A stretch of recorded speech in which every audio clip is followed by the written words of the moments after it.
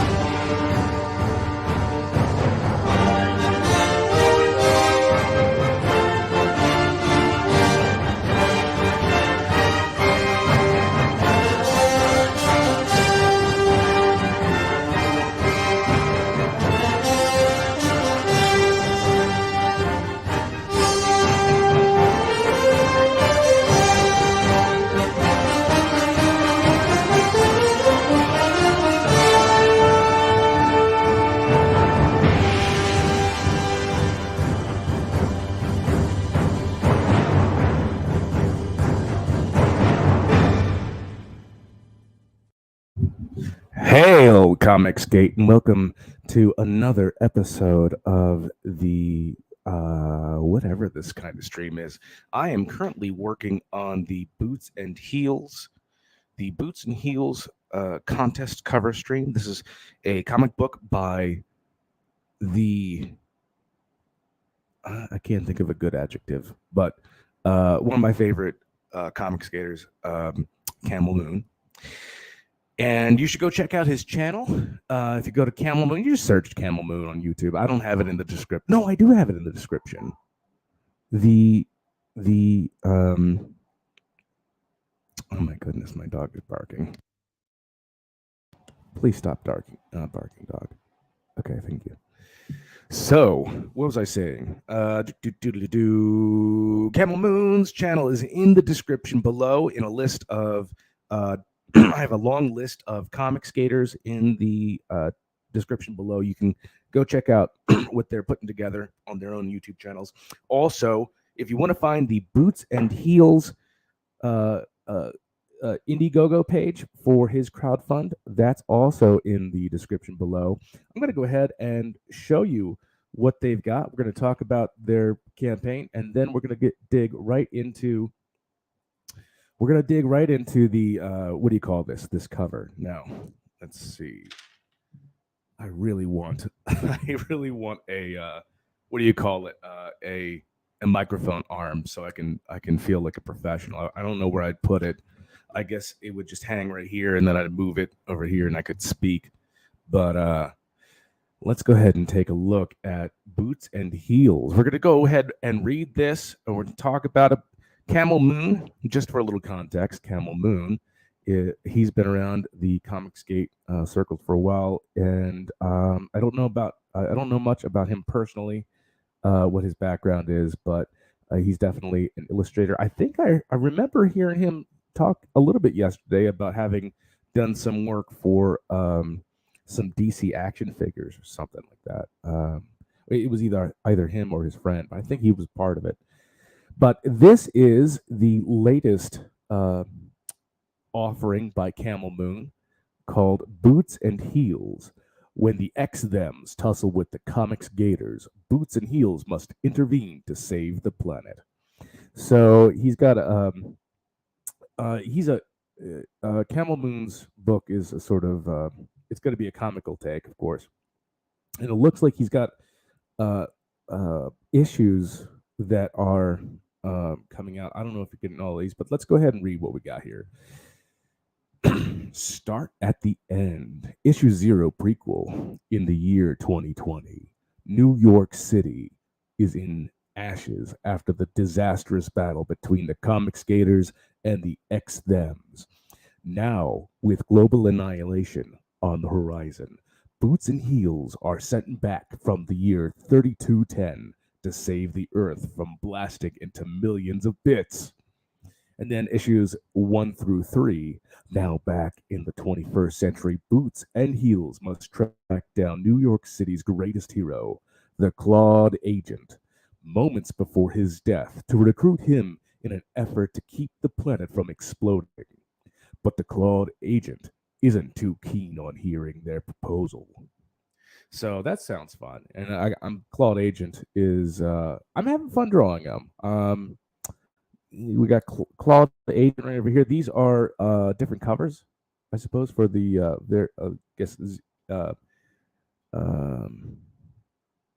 and then issues 4 through 6 coming in 2023. So I don't know. I think maybe this campaign is just for issues 0 through 3, and that's 4 issues, and that's 4 covers right there. And then here's 4 variations on. Oh, these are different covers. Okay, that's cool. We got Boots and Heels black and white, and then we've got some gold trim, and this one kind of looks 3D. So check out these new editions. Boots and Heels black and white collects 0 through 3 in their original black and white format. Comes complete with a mirror finished cover and gold foil option for early email signups. Boots and Heels red and blue reprints issue 1 and offers the entire issue in classic red and blue 3D. Comes complete with 3D glasses. Oh, that's cool. That's a nice little touch, and crystal foil cover. And then here's a big team shot of the X-Thems. I really like this character. I wonder. I don't know the name of the character, but I guess we're about to find out. We've got Hot Mess. Everything it touches turns into a hot flaming garbage. Hold on, I want to see who Hot Mess is. I don't know which one Hot Mess would be. Let's see. Clapback Karen can create sonic boom clapback comebacks. Hive Mind performs mental gymnastics to overthink their opponents. Tunnel Vision drills in one point and never relents. Shots fired fires at everything and takes all the damage. I'm guessing that's the tank. That's shots fired. He-Mail, master of doxing and skilled deliverer of night letters. Catfish. Oh, that's got to be Catfish. Uses his hooks to lure his foes into a false sense of security. Let's see. That's got to be Catfish right there. Transistor. Robot Nun, who uses algorithms to disorient and confuse her foes. And then Mr. NPC, leader of the X-Thems and keyboard warrior. Hold on. So who are we looking at? Mr. NPC. So he's got to have an MP. Oh, there he is. That's cool. Okay. So this is our cast of characters. We got Boots and Heels. They're the two with the masquerade kind of masks, and then Claude Agent is this purple guy with the yellow trim in his cape, and then your big baddie is Robust. He's the golden robot with the magenta cape, and then he's got a whole bunch of robot minions called Red Robobots. So that's cool. And this is a Dan Lawless cover. You can get in on that. And then here's some samples of the pages. And Camel Moon is hilarious. So if you ever get a chance to watch one of his shows, he does a lot of stuff with he does a lot of shows with Michael Bancroft, and they make a really good funny pair. And then Rob Arnold. So go ahead and check this out. This is his campaign. He's running a cover contest. So if you happen to be an artist and you want to give your hand a shot at a cover contest, I believe the winner will be getting $1,500. So that's a nice little chunk of change, and it'll be published. So that'll be really cool too. That's what I'm hoping for. So if you think you has what it takes to join the Home Starmy, go ahead and give this a try. It'll be due. Camel said December 23rd. So it's coming up.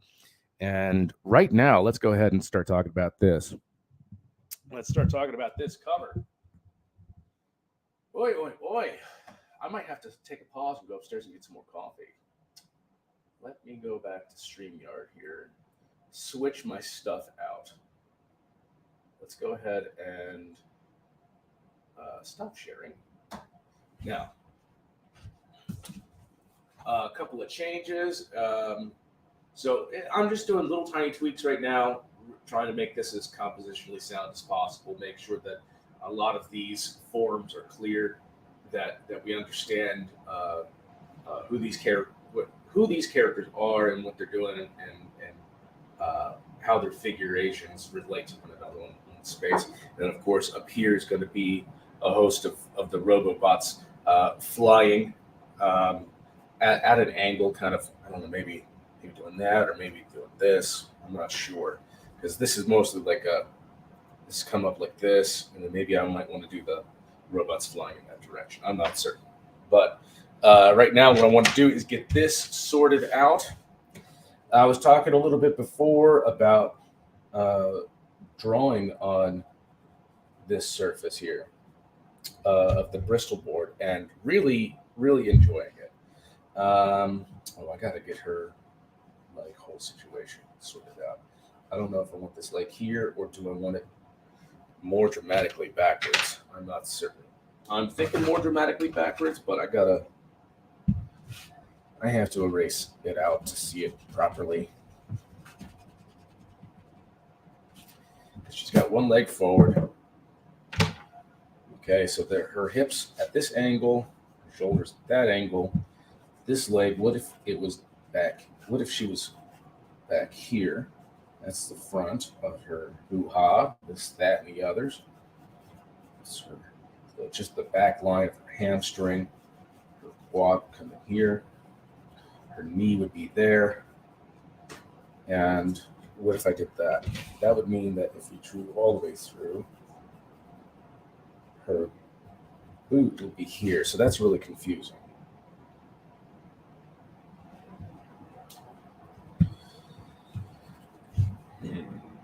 So it's probably better the way it was. But what if I did this? What if she was like that, but then boom, her knee would be here. What if that was there? No, that makes her too stable looking. And I don't want her looking stable. I want her looking like she's being ganked up by this chain. Chains. No, that's not really. That's not the song. That's not even pretty. I don't even know what that song's about. Oh,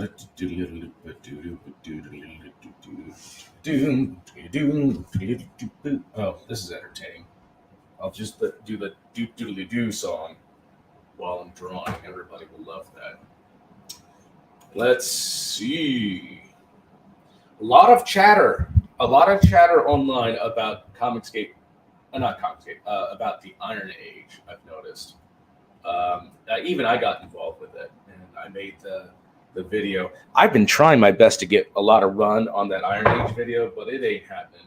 Um, I think I don't know. Maybe people. I thought it was clever, but I guess people um, either aren't into it or it's just not getting the run that I hoped it would. But I like it, so I'm happy to use it as my own intro theme song. And I should make some more stuff like that.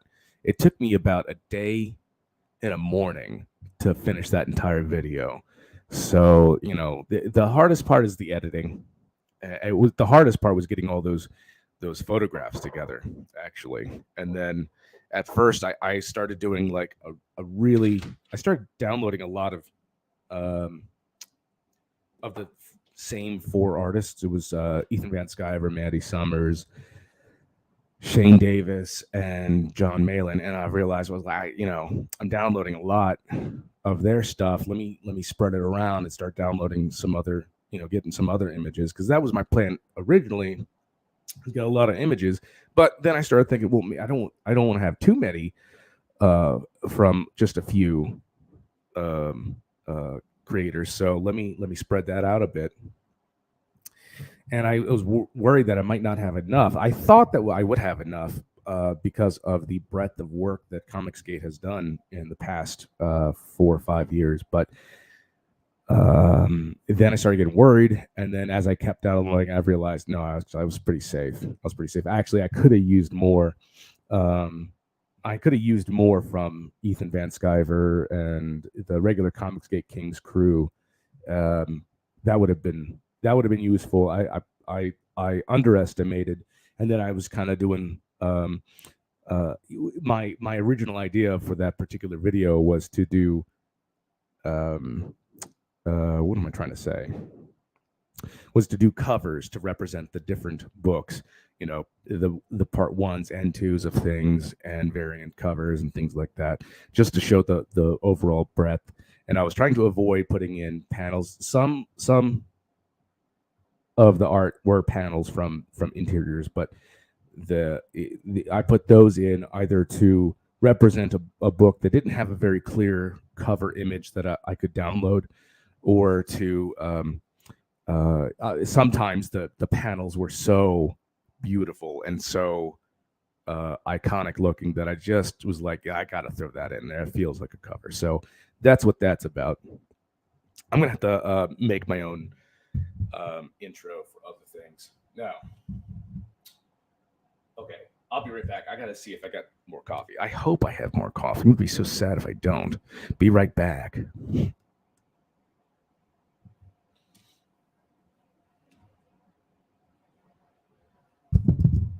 Actually, you know what? I should let me be like a good broadcaster. Um, let me be a good broadcaster, and we'll watch a quick video. Let me do this.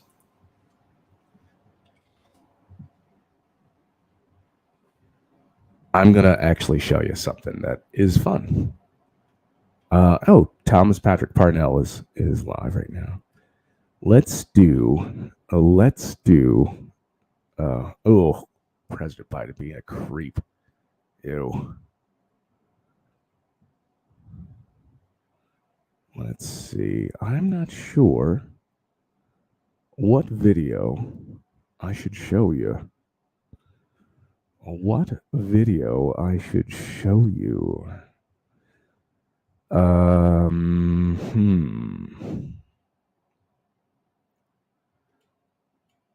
Let's see. Let's see. No, I gotta now it's a mission. No, now I'm on a mission. I've gotta find something for you to take a look at. You know what I'll do? Hold on for a second.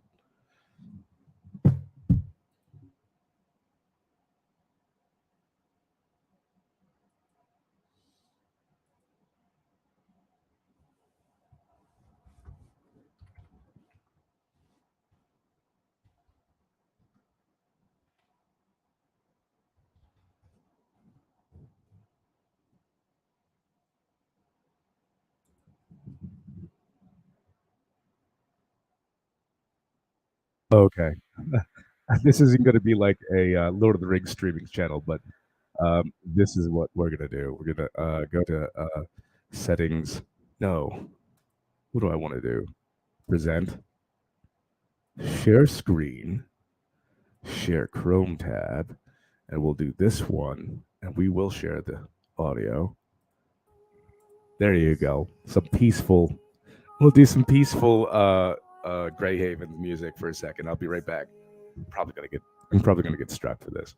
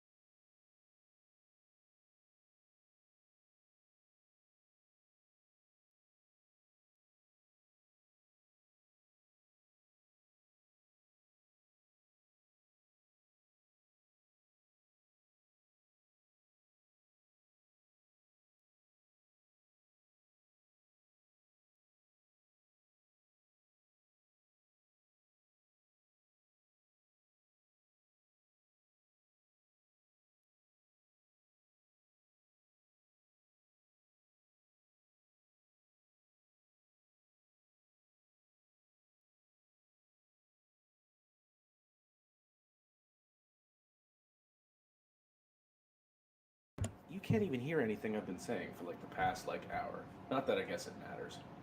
Oh my gosh. Oh well, doesn't matter. Nothing I was saying was important. I was just talking about abs. As I was drawing his abs, bent down like that, crunched over.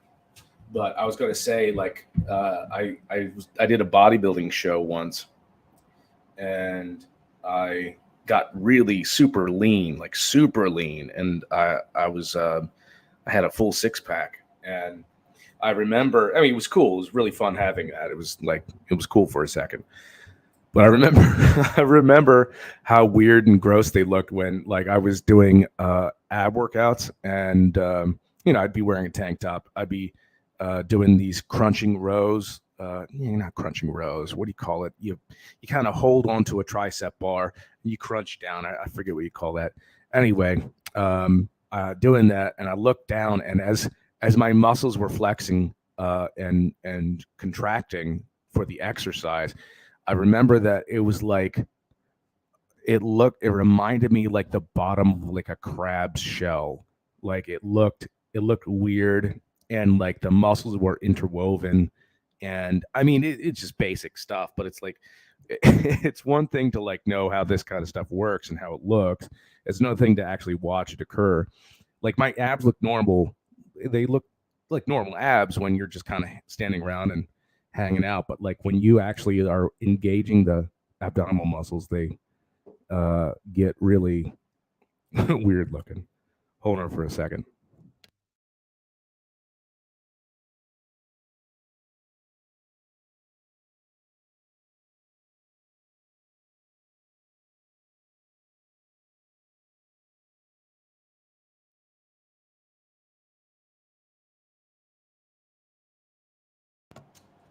Anyway, enough about abs lore.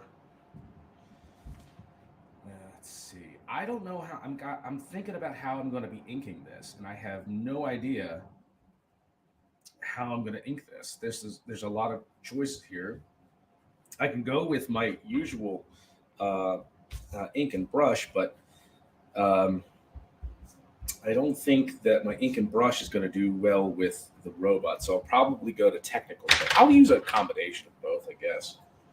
Do my technical pens for the robot, maybe a little bit for them, and then I got to figure out her hand right now. This has got to be figured out, because I can't have this be this. I can't have her hand be this vague. I think I'm getting close to it. Oh, goodness. Oh. Man, I finally got to jiu-jitsu yesterday, too. That was good. Got my butt kicked, of course, because I've been out for a while.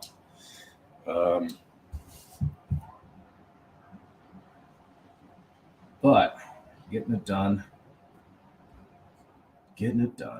But it's always a pleasure to go back to jiu-jitsu.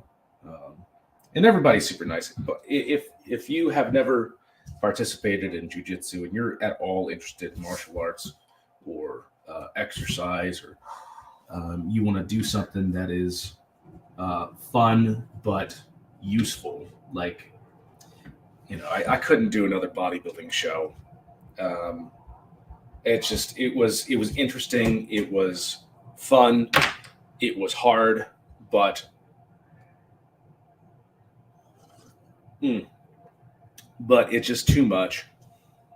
And plus, you need to be a genetic phenom in order to be successful in bodybuilding. And unfortunately, while I could get very lean, it turns out my muscles don't get very big.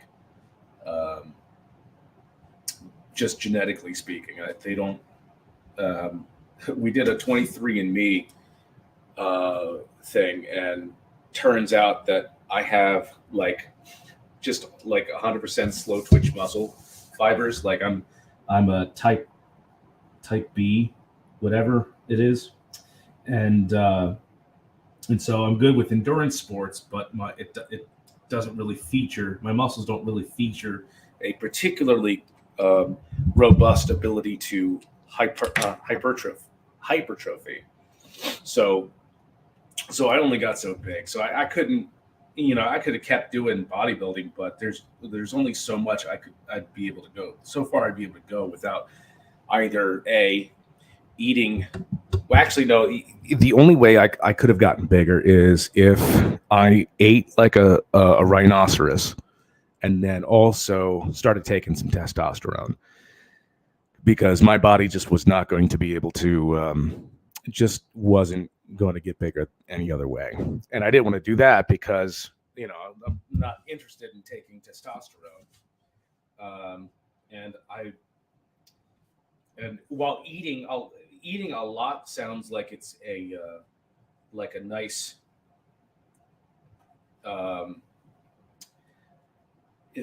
while being able to eat a lot sounds like a pleasure, like, oh no, you have to eat a lot. Eating, even when I was eating to get lean, and I didn't have to eat that much. Eating still was a chore, man. You don't enjoy eating in bodybuilding. You have to eat in bodybuilding, and you just do. Now, depending on your diet and your genetics and stuff, some people have an easier time of it than others. Some people can get away with things. I remember when I was doing the bodybuilding show, the guy who was helping train me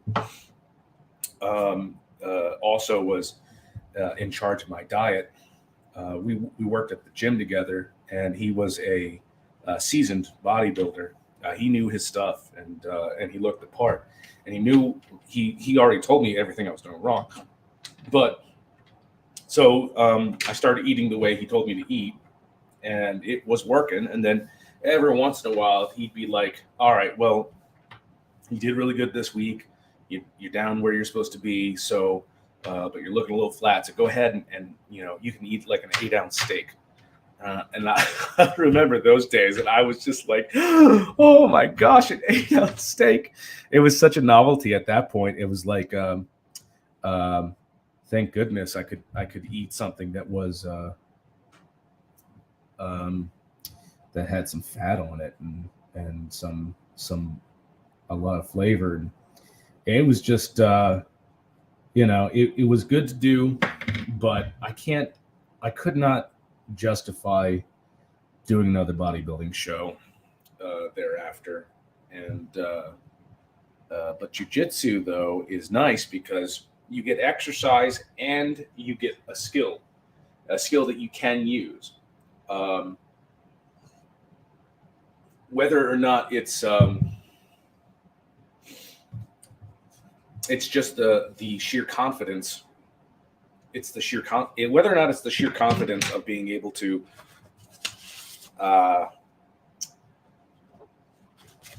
just walk around knowing that you could handle a particular situation, or it's literally you are in a scenario where you need to use your skills. You're a lot more comfortable doing so.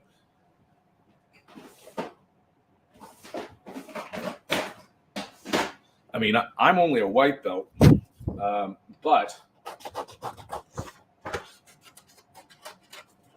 even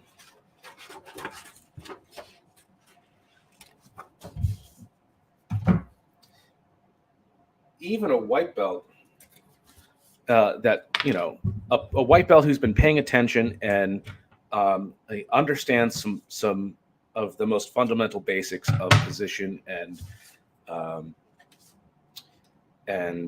wrestling and stuff like that can really do some damage on your average schmuck on the street.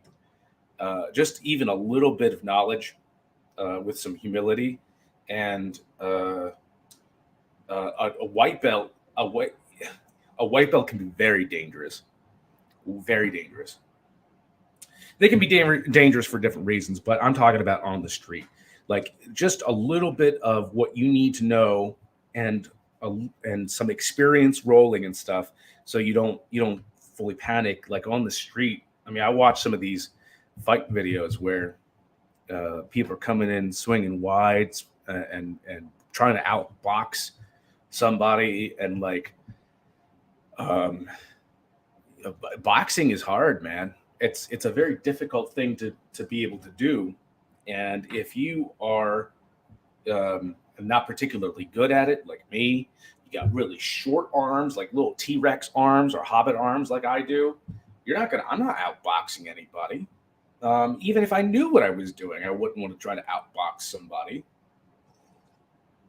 I mean, if the tool of boxing was in the moment more useful than jiu-jitsu, I would certainly use boxing. But really, in my particular case, the best thing I could do is to close distance and take my opponent to the ground. Because typically I'm usually smaller than anybody else who might be a problem. That's another issue. I'm usually smaller, so I gotta like get them down to the ground so they're at my same height. And then this is this is a truism that is gone around the jiu-jitsu circles. My coach James was saying this the other day, and I've heard it before, but it's true. He was talking about the use of jiu-jitsu in defense, and the idea is that a jiu-jitsu guy is a shark, the ground is the ocean, and most people don't know how to swim, and that's absolutely true. And it's amazing because that's how the Gracies did so well in the original UFCs, the original offerings of the UFCs, because nobody had ever really dealt with the idea of a robust ground fighting system. Judo existed, jiu-jitsu did exist in Japan, but it wasn't a big thing here in America. And what's more is that the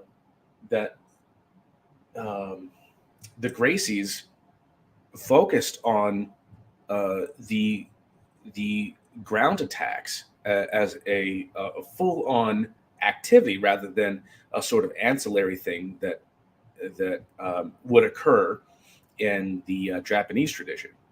And they also got really very much more creative with it as well, and rediscovered a lot of things, and ostensibly discovered some things too down the road.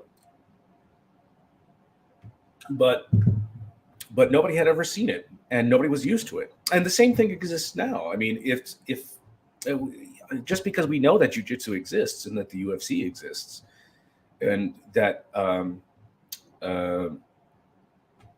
that ground fighting is an option, does not mean that just because you know that exists doesn't mean that you're not going to be completely bewildered by it if you are confronted with it, having never actually engaged in jiu-jitsu before. And so that's why, say, a white belt, like I mentioned, who has been training for a time, they're used to their basics, they're used to their fundamentals. They've they might not be a blue belt, but they can be a very dangerous white belt, especially for somebody who does not know anything. And it's really fun to see what happens with people when they first come into a jiu-jitsu gym. And this is for anybody who's interested in jiu-jitsu, by the way. If you're interested in jiu-jitsu, but you're not sure, you're worried that you're going to be made a fool of when you're in there. The fact of the matter is that everybody is made a fool of when they first walk into a jiu-jitsu gym, unless you have had wrestling experience. And I mean real, not just like wrestling in the backyard with your buddies. I'm talking about like high school or collegiate wrestling. Those guys are fine. Football players, they like American football players, they usually wind up coming in pretty strong because they're used to that kind of physical activity and that kind of physical aggression. But normal person off the street who's just interested in studying, who just getting into it, the sheer panic and lack of breath control, for instance, is a real thing. And imagine, and that's just in a controlled scenario where where after class you roll, and not only are you panicking, but you're also doing everything wrong. Like everything, every instinct you have is wrong in jiu-jitsu the first time you first start trying to do it. And so you can imagine that if in a street scenario, say like you're the dumb schmuck who decided to attack me, and if you don't clip my jaw, if you don't, I got a big fat head and a big fat jaw. I don't get knocked out very easily. If I slip you and I get on the inside and I take you down, once you're on the ground, if you don't know what you're doing, I will kill you or hurt you or take you out, whatever it is that you choose. And you will panic. Not you, the ubiquitous you, the punk on the street who didn't know any better. And that person will panic, and they will just give me opportunities, and it won't be a matter of like, it'll be a matter of what do I do to this person? How much can they possibly resist? And is this, am I going to choke you out until you're passed out? Am I going to pop your shoulder out? It becomes like, you have a lot of options very often with an ignorant person. Though you got to also watch out too. I mentioned the humble aspect too. You have to understand that anything can happen in a fight, and even the most ignorant person on the street has a puncher's chance. So if you are, if the best case scenario, the best thing you want to do for yourself is not to fight at all. You want to avoid the situation. That's the number one martial art rule, because you don't know what people are doing. You don't know if they have a knife. You don't know if they have a gun. You don't know if you also don't know if they are a seasoned fighter of some kind. Say I mentioned a competent, humble white belt can defeat some schmuck on the street who doesn't know anything. That's true. Probably very easily they can do so. But that competent, humble white belt up against, say, retired Mike Tyson, you're done. There's not much. You're not. Good luck. Good luck. It's not happening for you. So, you have to decide, in those scenarios, you have to decide for yourself, what is where is the least possible danger going to be, because anything can happen in a fight, and it can go very south in a very bad way. And your best bet is to disengage as much as possible if you can. And if you can't, then at least you have the skills.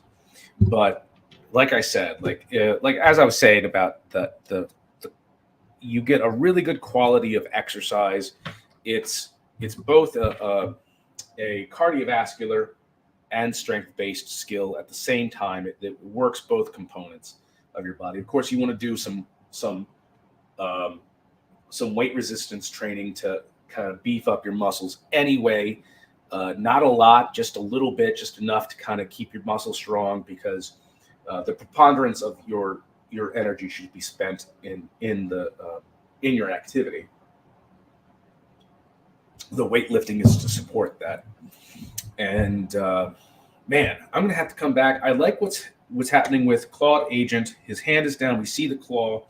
It's kind of necessary if you're going to do a character named Clawed Agent that you have to see his claw. So there's his claw. His other claw will be behind Robust's leg. I am thinking I need to work on HEELZ' hand a little bit more. And I would love to come back and work on this with everybody. So that's what I'm going to do, because I want to get this done. So what I'm going to do is this. And next time I come back, I'm gonna finish drawing her hand and her arm and that connection, and then I'm going to decide whether or not I want the Robobots flying in this direction to be a different angle to his robust, well, this whole composition, or my original idea, which was to have it sweep up this way. I'm not certain. I think because I have more room in this direction, move it up here. But right now, I need to go take my dog out and give her a big fat walk, and then I will be back for some more streaming.